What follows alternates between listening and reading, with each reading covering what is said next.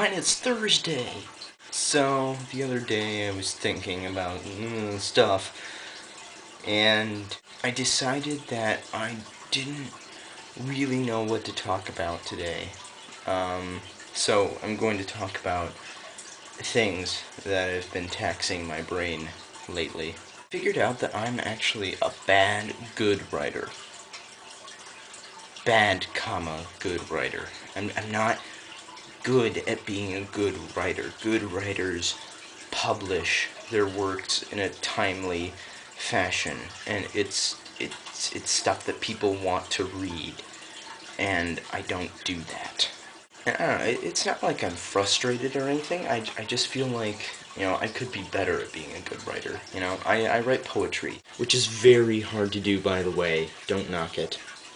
And I feel like nobody wants to read poetry anymore. I mean, Edgar Allan Poe is popular, Robert Frost is still popular, but, I mean, they were also very popular in their time, and now they're considered timeless classics. So, I mean, I can't stress how hard it is to get people to like poetry nowadays. And I have tried publishing, I really have, but it turns out that publishing companies tend to frown upon young writers because the mind is not fully developed. You know that sound that all the adults make in the Charlie Brown cartoons, But I feel like poetry is a really great form of writing, and I don't want to stop, because really, I'm not that great at writing anything else. I've tried a couple of novels, and I can't grasp things like character progression and posturization and all that stuff that J.R.R. Tolkien and C.S. Lewis and Wayne Thomas Batson and John Green and all those guys are good at, because I'm horrible at it. I can't grasp the story aesthetic of writing, and I'm good at telling stories. Like, I could speak a book to you, but writing it down is just so difficult. Yeah, and I really do love my poetry. I enjoy reading it to myself, and I enjoy it when other people read it and enjoy it for themselves, and I want to share that with other people. But now it seems like self-publishing is like the only way that I'll be able to get that done, and I don't want to take the time to do that. And, self-publishing is almost more complicated than, publishing it through an actual publishing house, because you have to do all that work that they would do by yourself. It takes time and money and time and hard work, and I'm lazy and I have a big schedule.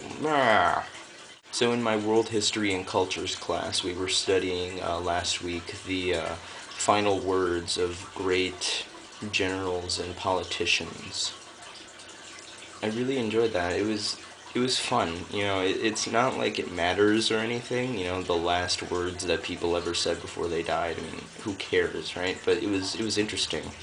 Like, there was one Confederate general, I think his name was Abner Doubleday, and he was sitting atop his horse on the battlefield, and he looked down at one of his soldiers, and he said, "These Yankee soldiers couldn't hit the broadside of an elephant from all the way out." And then he died.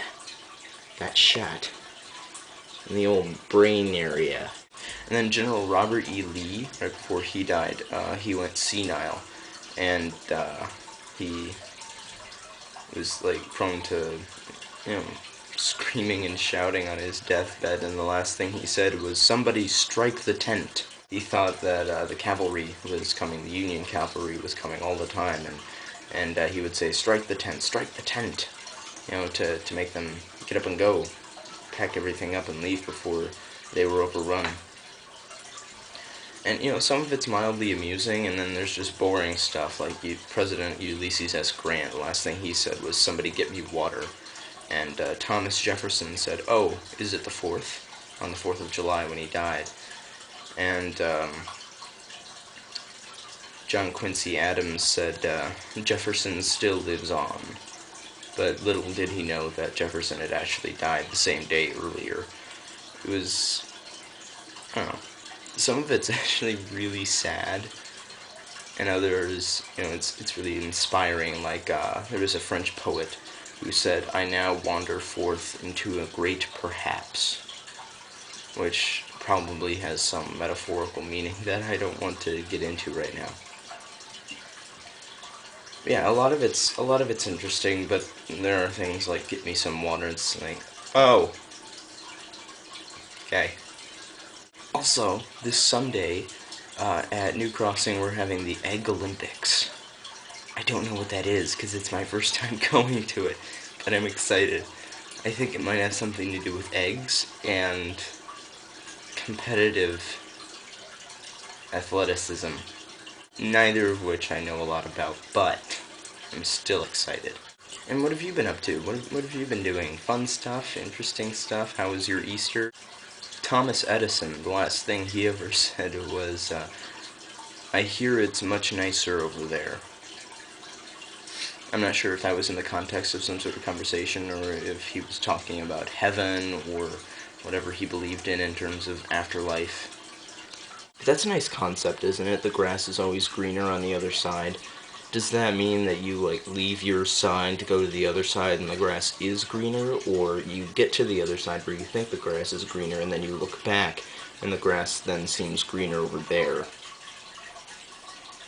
I'm not sure if they're both true or what, but I think both are interesting. I mean, do you actually succeed in, getting to the other side and making a better life, or, will there always be something left for you to strive for? And I think I wrote that in a poem once. I want to die with something still left unaccomplished, because a man should live his entire life striving for something. And if a man has everything that he could ever want, then he is not truly living. I think that's a solid concept.